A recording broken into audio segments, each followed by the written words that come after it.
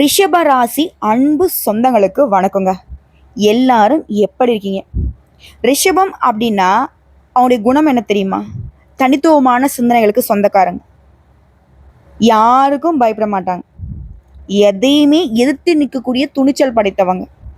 அது ராசி மண்டலத்தை கால புருஷனுடைய உருவமா நம்ம எடுத்துட்டோம்னாக்க மேஷ ராசி கபாலம் அப்படிங்கிற மாதிரி ரிஷப ராசி முகமாகும். சகல கலைகளுக்கும் அழகியலுக்கும் அதிபதியான சுக்கிரன் இவனுடைய ராசிக்கு அதிபதியா வருவதனால முக அழகுக்கு முக்கியத்துவம் கொடுப்பாங்க.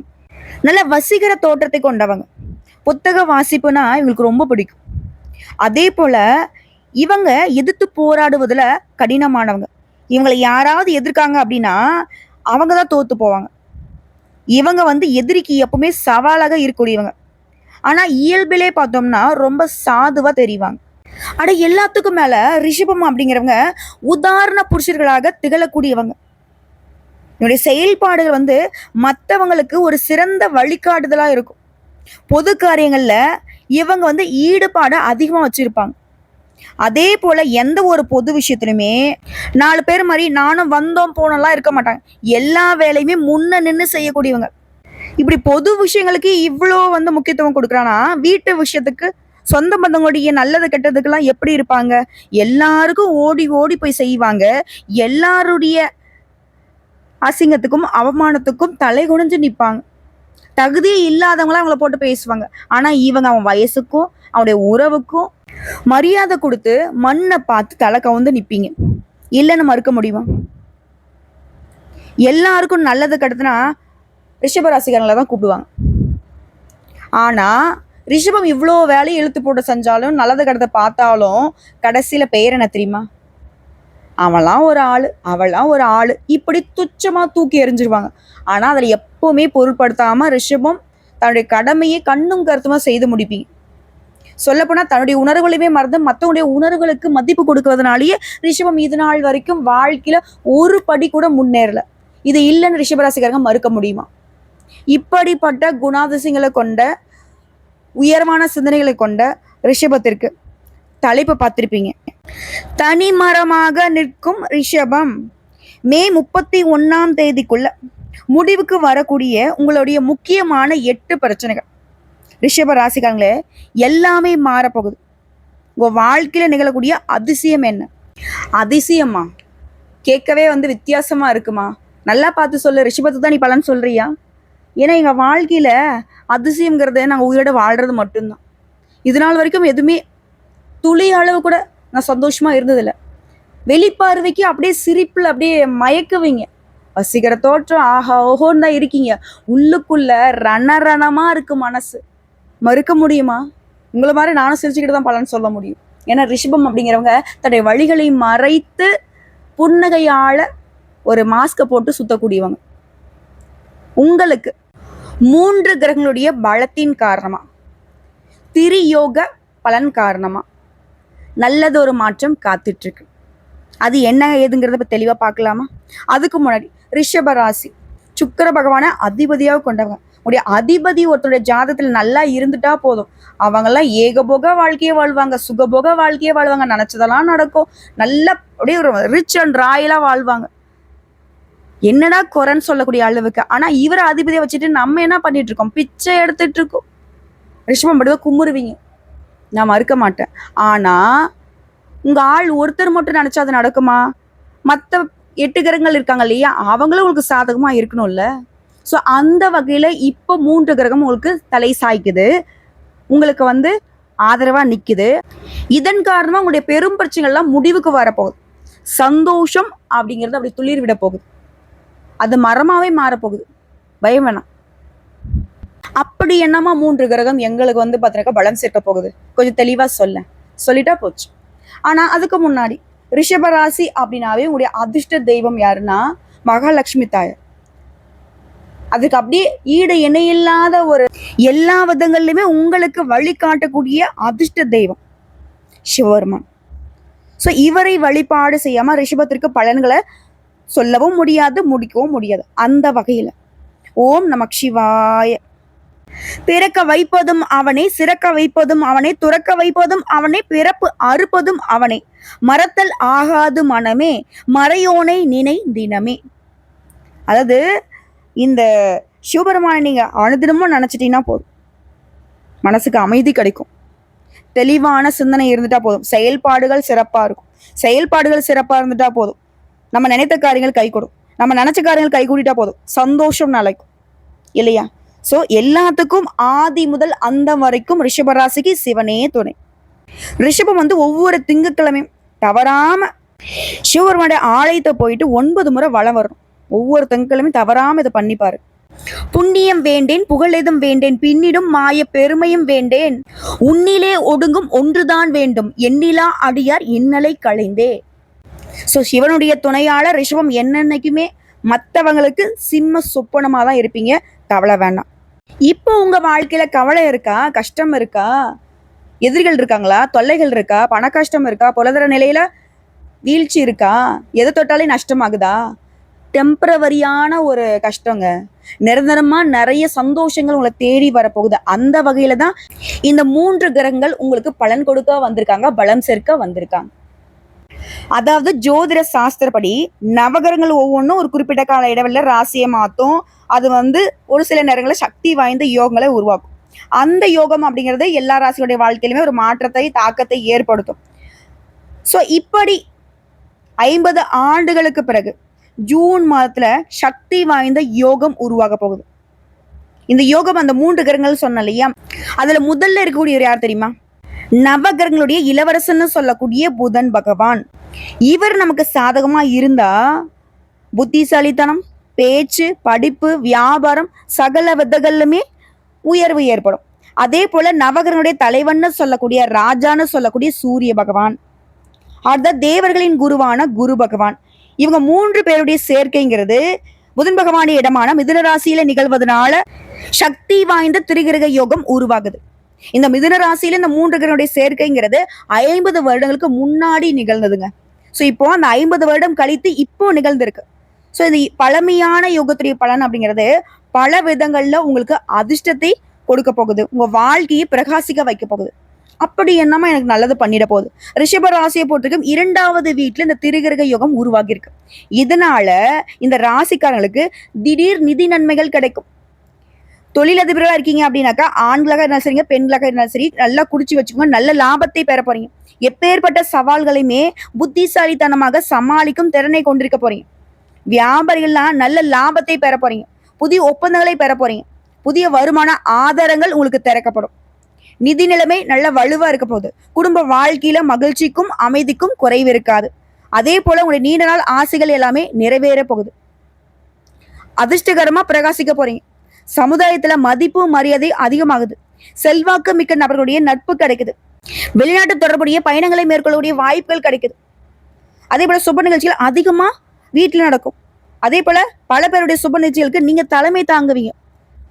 புதுசா நீங்க ஏதாவது ஒரு வேலையை தொடங்கினா கூட சரி, அந்த எண்ணங்கள் இந்த காலகட்டத்துல இருந்தா, புதுசா தொழில் தொடங்கணும், இல்ல புதுசா ஒரு வேலைக்கு போகணும், ஏதாவது எண்ணங்கள் இருந்தா அது திட்டமிட்டு செயல்படுத்த சாதகமான நேரம், நல்ல வெற்றி கிடைக்கும்.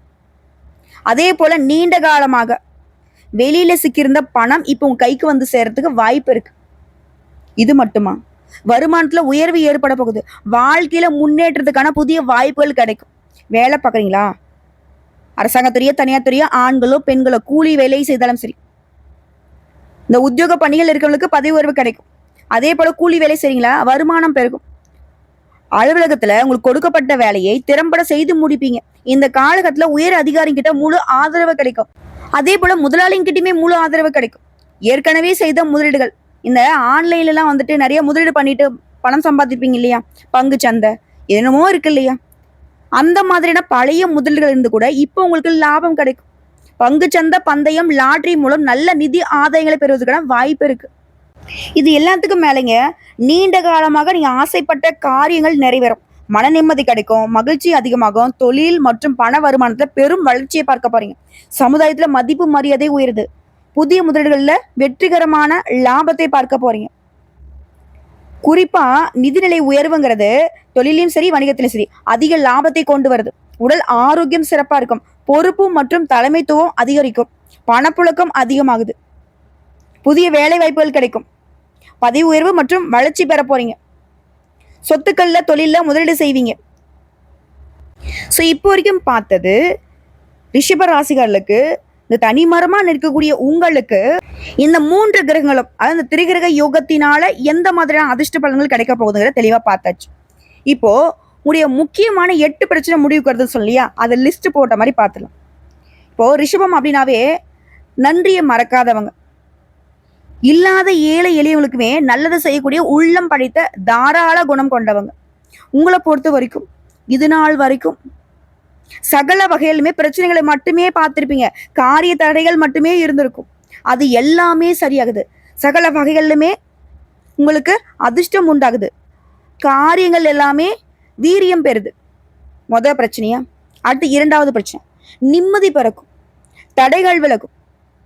3வது, வீட்டில் தடைப்பட்டு கிடந்த சுப நிகழ்ச்சிகள் அடுத்தடுத்து நடக்க போகுது, நிறைய சுப நிகழ்ச்சிகளுக்கு நீங்க தலைமை தாங்க போறீங்க. அடுத்து 4வது விஷயம், உடல் ஆரோக்கியம். என்ன எதுனே கண்டுபிடிக்க முடியல, எப்ப பார்த்தாலே சோர்வா இருக்கு, மனசுலயும் தெம்பில்ல உடல்லையும் தெம்பில்ல, அப்படி இருந்த உங்களுக்கு தேக ஆரோக்கியம் கூடுது. அடுத்த 5வது பிரச்சனை, வங்கியில அடமானமா வச்சிருந்த வீட்டு பத்திரம் இப்ப மீட்டெடுக்க போறீங்க. சொல்ல போனா ரிஷபத்திற்கு பண பிரச்சனை தாங்க பெரும் பிரச்சனையா இருந்திருக்கும், அது சரியாகுது. அதே போல 6வது பிரச்சனை, ரிஷபம் ஒரு குறிப்பிட்ட காலமா நம்ம என்ன பேசுறோம் என்ன செய்யறோம் எதுவுமே புரியாம இருந்துச்சு இல்லையா, இப்போ உங்களுக்கே உங்களுடைய பேச்சுகள்ல முதிர்ச்சி தெரியும், கூட போறதவங்க கிட்ட உங்களுக்கு இருந்த அந்த உரசல் போக்கும் நீங்குது. அடுத்த 7வது, வீட்டில் உங்களுக்கு யாருமே ஒரு பொருட்டாவே மதிச்சிருக்க மாட்டாங்க, இப்போ உங்களுடைய ஆலோசனையை மட்டுமே ஏத்துப்பு நடந்துப்பாங்க. ஏதாவது ஒரு விஷயம் செய்யணும்னா கூட உங்ககிட்ட கேட்காம சின்ன விஷயம் கூட வீட்டில் நடக்காது. அதே போல 8வது பெரும் பிரச்சனை, ஏதாவது ஒன்று பண்ணி அப்படி கொஞ்சம் நகர்ந்து போகலாம் வாழ்க்கையில நினைச்சா, முயற்சிகள்ல ஜான் ஏறுனா முளம் சரியிறது, இந்த கதை தான். இனி இந்த அவல நிலைகள்ல மாற்றம் வருது, வீட்லயும் சரி வெளியிலயும் சரி உங்க பேச்சுக்கு மதிப்பு மரியாதை கூடுது, பணப்புழக்கம் நல்லா இருக்கும், குடும்பத்துல மகிழ்ச்சி பிறக்கும், வியாபாரம் உத்தியோகத்துல நல்ல முன்னேற்றத்தையும் எதிர்பார்க்கலாம், உறவுக்காரங்களா தேடி வருவாங்க, சமுதாயத்துல அந்தஸ்து கூடுது, புதிய பொறுப்புகள் உங்களுக்கு வந்து சேரப்போகுது. இது மட்டுமா, உங்களை எதிர்த்து நின்றவங்கலாம் விலகி செல்வாங்க, ஆளுமை திறன் அதிகமாகுது, கடன் பிரச்சனைகள் கட்டுக்குள்ள வருது, மருத்துவ செலவுகள் குறையுது, நீங்க எதிர்பார்த்த பணம் கிடைக்கும், திட்டமிட்டபடி அயல்நாட்டு பயணங்கள் கூடி வரும், விசா கிடைக்கும். அதாவது வாழ்க்கையில என்ன செஞ்சாலும் சரி ஒரு முட்டுக்கட்டை, என்ன செஞ்சாலே ஒரு தடை, இப்படி இருந்த ரிஷபத்திற்கு தொட்டதெல்லாம் பொண்ணா மாற போகுது. பிரபலங்களுடைய நட்பு கிடைக்கும், கௌரவ பதவிகள் தேடி வரும், அரசியல்வாதிகளுக்கு பதவிகள் தேடி வரப்போகுது, தொழிலையும் சரி வணிகத்திலையும் சரி அபரிமிதமான வளர்ச்சி வரப்போகுது. என்னடா இது அப்படின்ற அளவுக்கு. அது குடும்ப வாழ்க்கையில ரொம்ப சிறப்பா இருக்கும், கணவன் மனைவிக்கிட்டே நெருக்கம் அதிகமாக, சொத்து வாங்குவீங்க, வெளிநாட்டு நிறுவனத்துல வேலை கிடைக்கும், வேற மொழி பேசுறவங்க வேற மதம் சார்ந்தவங்க எல்லாம் உங்களுக்கு உதவி செய்வாங்க, புதுசா வண்டி வாகனம் வாங்கக்கூடிய யோகம் இருக்கு, உத்தியோகத்துல பணி சுமை இருக்கும், சிலருக்கு இடமாற்றம் இருக்கும், இருந்தாலும் எல்லாமே உங்களுக்கு யோகம் தான். ஆனா கேட்கவே நல்லா இருக்குமா, எல்லாமே ஓகேவா, நாங்க எதுலயும் கவனமா இருக்கணுன்ற அவசியம் இல்லையா? எக்காரணத்தை கொண்டும் ரிஷப ராசி இது உங்களுடைய ஆயுசுக்கும் எழுதி வச்சுக்கோங்க. தினம் தினம் உங்க பாக்கெட்ல வைப்பீங்களோ இல்லை எழுதி மூஞ்சி மாடி ஒட்டி வச்சுப்பீங்களா தெரியாது. ஜாமீன் கையெழுத்து போடுறது, அடுத்து நான் வாழ வைக்கணும்னு நினைக்கிறது, இதை வந்து என்னன்னைக்கும் செய்யக்கூடாது. ஆல்ரெடி பண்ணி தான் இன்னைக்கு அடி பாதளத்துல உக்காந்துருக்கீங்க, மாத்திக்கோங்க, மறந்துருங்க. மற்றபடி மூத்த சகோதரர்கள் உதவி செய்வாங்க, யாருக்கிட்டுமே பணம் கொடுத்து ஏமாற வேணாம். கூட பிறந்தவங்க இளைய சகோதர சகோதரிகளுடைய திருமணம் கைகூடி வரும், எதிரிகள்லாம் அடங்கி போவாங்க, பயணங்கள் அதிகமாக போயிட்டு வருவீங்க, புதுசாக வண்டி வாகனம் வாங்குவீங்க, சொத்து விவகாரங்கள்லாம் சுமூகமாக முடியும். அது வியாபாரம் பார்க்குறீங்கன்னா வியாபார ஸ்தலத்தை ஒரு ரசனைக்கு ஏற்ற மாதிரி மாற்றி அமைச்சிப்பீங்க, வாடிக்கையாளர்கள் விரும்பி வருவாங்க, கெமிக்கல் கமிஷன் ஹோட்டல் ஃபைனான்ஸ் இந்த மாதிரியான குறிப்பிட்ட தொழில்களில் லாபம் பல மடங்கு கிடைக்கும். பட் வியாபாரத்தை பொறுத்தவரைக்கும் நல்ல வளர்ச்சி இருக்கும். கூட்டுத்தொழிலில் விலகி போன பங்குதாரர்கள் இப்போ தேடி வருவாங்க. அடுத்த உத்தியோக பணிகளை பொறுத்திருக்கும், உங்களை எப்ப பார்த்தாலும் ஏதாவது சொல்லிக்கிட்டே இருந்த, உங்களுடைய நிறைகள் தெரியாம குறைய மட்டுமே சொல்லிக்கிட்டு இருந்த மேலதிகாரி இனி உங்ககிட்ட இணக்கமாவாங்க, அவருடைய ஆதரவு கிடைக்கும். அதே போல பதவி உயர்வு அது சம்பந்தப்பட்ட வழக்கல்ல உங்க பக்கம் வெற்றி கிடைக்கும், சில வாய்ப்புகள் தேடி வரும். இதுவே கன்னித்துறை இருக்கவங்களுக்கு நீங்க இழந்த சலுகைகளை மீண்டும் பெறுவீங்க, கலைத்துறையில இருக்கவங்களுக்கு புதிய வாய்ப்புகள் தேடி வரும். ஒட்டு மொத்தமா இந்த 3 கிரகங்களுடைய யோகம்ங்கிறது உங்களுடைய நீண்ட நாள் கனவுகள் எல்லாமே நனவாக்கி கொடுக்குது. ஸோ இப்போ வரைக்கும் பார்த்த ரிஷபராசிக்கான இந்த பலன்கள் அப்படிங்கிறது நிலச்சிருக்கிறதுக்கு நீங்க செய்ய வேண்டிய வழிபாடு மற்றும் பரிகாரம், ஒவ்வொரு சனிக்கிழமையும் ஏதாவது ஒரு கோயிலுக்கு போயிட்டு வழிபாடு செய்யும். குறிப்பா வியாழக்கிழமைகளை குரு பகவானுக்கு மஞ்சள் வஸ்திரம் சாற்றி மஞ்சள் மலர்களால் அர்ச்சனை செய்து நல்லெண்ணெய் தீபம் ஏற்றி வழிபாடு செய்ய, முடிஞ்சா கொண்ட கடலை மாலையிட்டு வழிபாடு செய்ய நினைத்த காரியங்கள் கைகூடும். நடக்கிறது எல்லாமே நல்லதாவே உங்களை வந்து சேரும். அதே போல பணம் பத்தின கவலைகள் குறையும். அதே போல செவ்வாய்க்கிழமைகள் தோறும் ஆஞ்சநேய பெருமானுக்கு வெண்ணெய் சாற்றி வெற்றிலை மாலையிட்டு வழிபாடு செய்ய மன வலிமை உடல் வலிமை அதிகமாகும்.